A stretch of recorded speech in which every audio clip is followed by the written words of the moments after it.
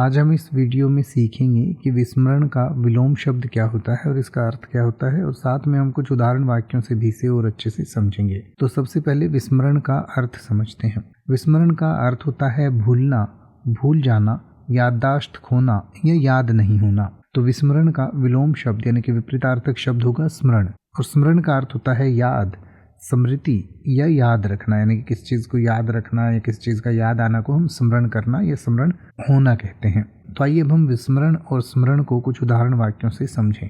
जैसे कि आप ये कह सकते हैं कि समय के साथ पुरानी बातों का विस्मरण एक आम बात है, या फिर आप कह सकते हैं अपने बचपन के दोस्त को देखते ही उसे बचपन की बहुत सारी बातों का स्मरण हो गया। या फिर आप कह सकते हैं गुरुजी ने कहा स्मरण रहे यानी कि याद रहे कि विस्मरण से बचने के लिए यानी कि भूलने से बचने के लिए सभी स्मरण किए गए नियमों को एक बार फिर से पढ़ लें, यानी कि सभी याद किए गए नियमों को एक बार फिर से पढ़ लें।